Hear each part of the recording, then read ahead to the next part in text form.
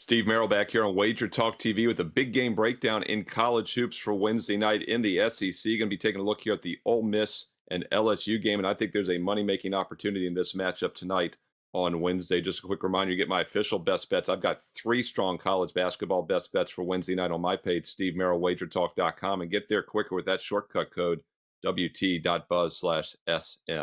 Always like to look at quality home teams in college basketball coming off a loss when they return home. And that's the situation here with LSU. Tough high scoring loss, 93-78 this past Saturday at Auburn, but they were a double digit dog in that game.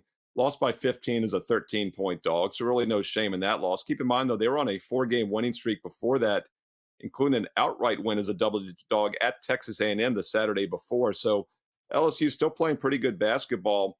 And I do think that's where the value is in this game tonight on Wednesday at 7 o'clock Eastern. LSU opened as a 1.5-point favorite, but as of early Wednesday afternoon on the Wager Talk live odds screen, we now see they're a 3-point favorite across the board.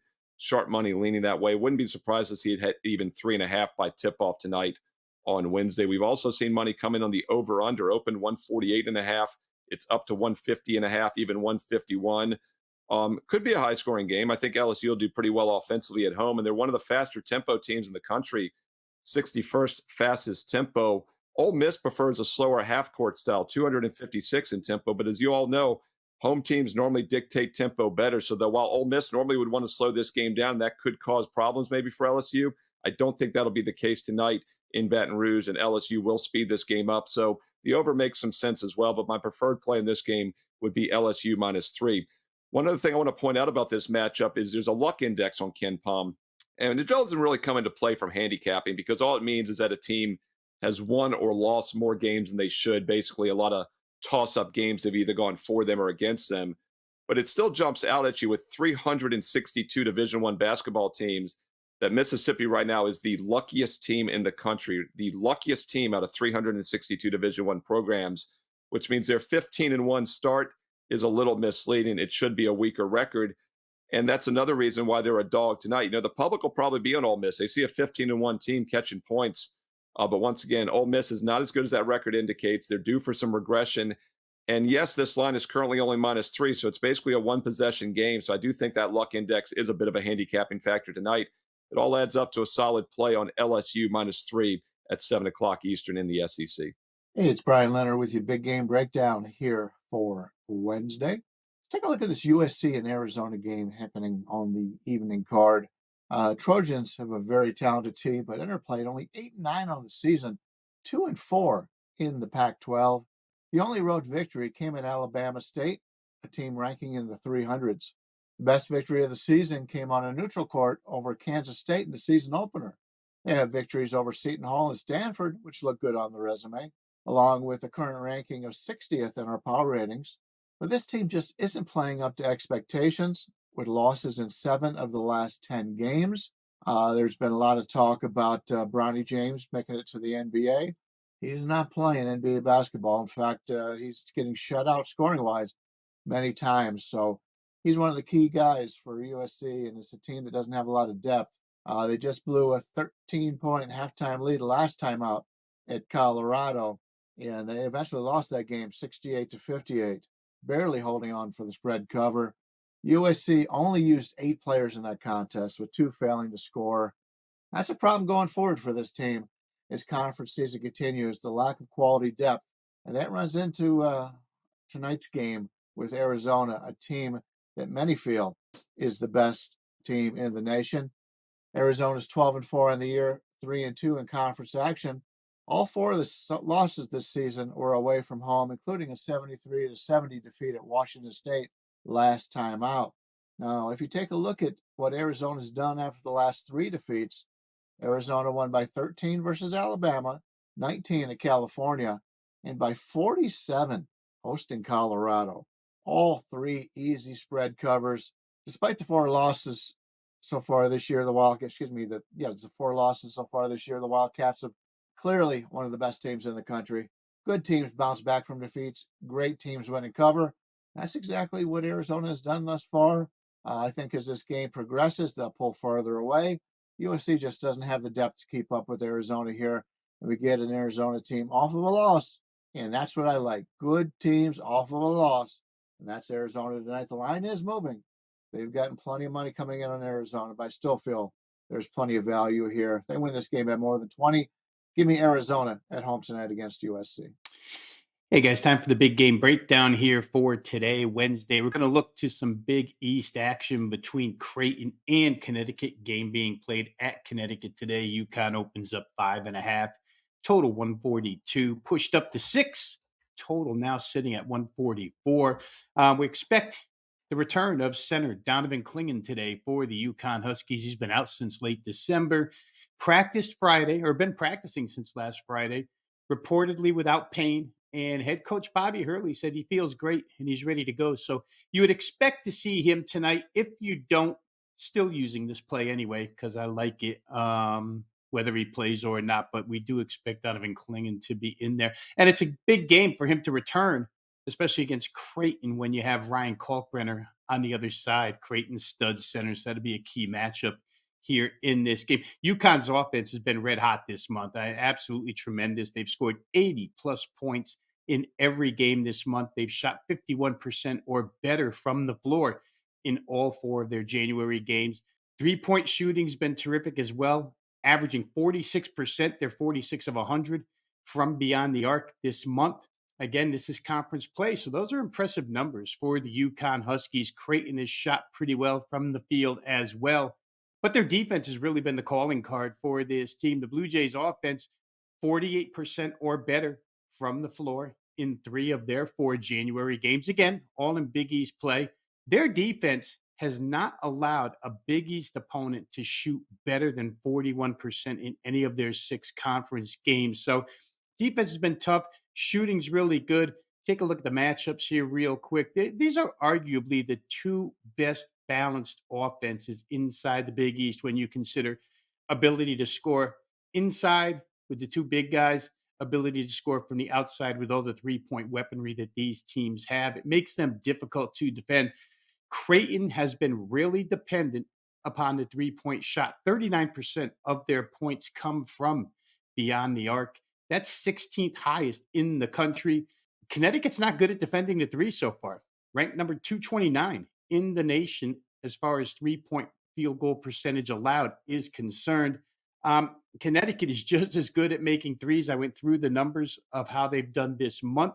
They've got a lot of weaponry from outside. Each team, to show you how good they are offensively, they're both top 5 in the country in effective field goal percentage.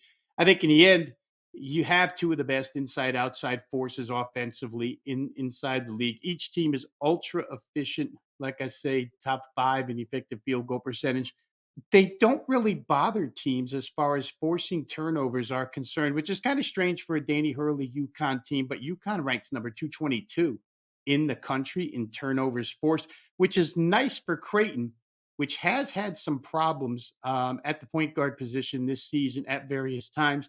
Creighton, the second worst team in forcing turnovers in the entire country. Number 362 is where they rank in forced turnovers. It looks to me like you're going to get plenty of 3s here. Obviously, the offensive balance helps create that. Both teams like to shoot it. You get good interior looks for points. You probably get free throws in this game. I think the move in the total is correct from 142 to 144. Creighton's been really good defensively, but I just don't think they've played an offense inside this league yet. I mean, they have played Marquette and Villanova, but I don't think either of those offenses is comparable to the style that UConn brings to the table and the efficiency that UConn brings to the table. So we're going to play this one. Creighton at Connecticut, up and over 144, big game breakdown. Steve Merrill back with a free college hoops play for the show here on Wednesday evening. Look, it's a huge card in Wednesday night college basketball. We're in the month of January. Basketball is your bread and butter daily moneymaker now that football is winding down. We had 6 NFL playoff games last week. We only have 7 NFL playoff games remaining for the rest of the season, including the Super Bowl. So the NBA and college hoops is where you want to pay attention and make some money. I'm on a current 14-6, 70% all sports run over the past week plus on my best bets. I've got another strong 3-pack going, and I cashed our college best bet last night on Tuesday, and now I've got 3 strong college best bets tonight on Wednesday. Check those out along with daily free plays on my page, Steve Merrill, WagerTalk.com. All right, let's look at an additional free play game that was just a bit outside for making the cut tonight on Wednesday. one of the mid-major games that not a lot of people are going to be paying attention to, but it should be one of the better games on the board tonight, and that is Northern Iowa at Belmont. And I like the road favorite, Northern Iowa, minus the 1.5 points. And this is a situation where it might seem strange to see Belmont as the home dog, undefeated home court, and they beat Northern Iowa earlier this season already by 20. So why would Northern Iowa be favored? Well, they're the better team here, and this is a legitimate revenge spot. Northern Iowa was an 8-point favorite in that loss back on November 29th, lost 90-70. As is often the case, 3-point shooting made a difference. Belmont was 50% from the threes, Northern Iowa below 31%, but even the free throw shooting, 86% to just 60.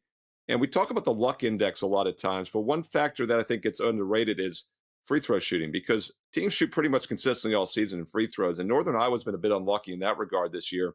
Their opponents have shot 72% overall for the season in all games. And that's about the league average or the NCAA average. Yet when they faced Northern Iowa, for some reason, they've shot over 76% from the free throw line. So Northern Iowa has been a little unfortunate in that regard. And I also think they're an excellent shooting team. And I always like to back road teams that can shoot the ball, especially in hostile environments. And that is the case with Northern Iowa, 47.5% from the field this year. And they don't rely too heavily on three. And that's important because this hopefully will be a half-court game. And I say that because Belmont likes to play fast. And Northern Iowa made the mistake of allowing them to play fast in the first meeting. That will not be the case here. Northern Iowa is one of the slower half-court teams in the country. I look for them to slow the pace down here and make it their preferred half-court style of play tonight.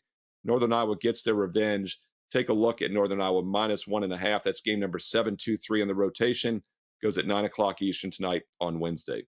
Don't forget, 3 games or even stronger, 3 official best bets for my clients on that 70% all sports run. Get my 3 college best bets tonight on Wednesday, or save big and win big with the NBA, college hoops, and the rest of the NFL as well. Baseball around the corner. This week and this week only, get an instant 20% discount on all access packages with promo code SUPER20, SUPER20. SUPER20 gets you an instant 20% discount on any 1 week, 1 day even, 1 day, 1 week, 1 month, or 1 year all access. SUPER20 gets you an instant 20% discount. Steve Merrill, WagerTalk.com. Check out those daily free plays as well and get there quicker with shortcut WT.buzz/SM. Enjoy the games tonight. Don't forget to hit subscribe, hit like, and the bell for instant alerts right here on Wager Talk TV. We'll be back all week here on the College Basketball Show with more free plays Monday through Friday, 2 o'clock Eastern. And for our best bet on Wednesday college basketball, in which we're on a nice 6-1 run, currently 5th at Wager Talk in net profit in college basketball. Let's take a look at this Providence and DePaul game. The Friars were cruising along with an 11-2 record heading into January. The only losses coming against Kansas State and Oklahoma away from home. 2 pretty good basketball teams. But since the calendar changed, Providence has dropped 4 straight to Seton Hall, Creighton, St. John's, and Xavier. The first 3 games were competitive, but the Friars were a no-show at home last time out, losing to the Musketeers by 20 points. With a revenge game with Seton Hall on tap, this is a game the Friars need to right the ship. I like good teams playing against other teams that are not very good. And speaking of not very good, we've got DePaul, and we've made a lot of money going against DePaul this year. They've been our whipping boy. Been very happy to go against this team who's really underachieved. They're 3-13 on the season. The victories coming against South Dakota, Louisville, and Chicago State. Despite low expectations entering the year, along with a bad record, this team has covered just 4 times all season, once as an underdog. Usually when teams are not expected to do well and they start off the season poorly like DePaul has, the lines become so high it's prohibitive to play on them and play against them, That's not the case here. They're 1-10 ATS as an underdog this year. They're catching 9.5 points at home against Providence tonight. That's our favorite handicapping angle. Good teams playing off a loss, facing a bad team. And we've got a Providence team that ranks 50th in our power ratings this year. I expect them to come out on fire tonight. No home court advantage for DePaul here. We'll once again go against the Demon Deacons, and we will take the Blue Demons, and we will take Providence minus the points over DePaul as our best bet here on Wednesday. All right, let's take a look at tonight's best bet for the college basketball card. This one is really simple. Not too deep into this one. Going to play a little bit of surface handicapping here with a play that is mostly situational, but plenty of fundamentals to go with it as well. And take a look at the SEC, Mississippi State at Kentucky. Kentucky opened 5.5, total 156. Currently 6.5, 154. And, major part of this handicap is I just view this game as a mirror image of what happened last night when Florida traveled to Tennessee. Like Florida, Mississippi State has only played 2 true road games to this point. That's the position Florida was in last night when they entered Knoxville. Just like Florida, Mississippi State has lost both of those true road games. In Mississippi State's case, it's probably worse. They lost both of those games straight up as favorites. They were -3 at South Carolina in league play. They lose.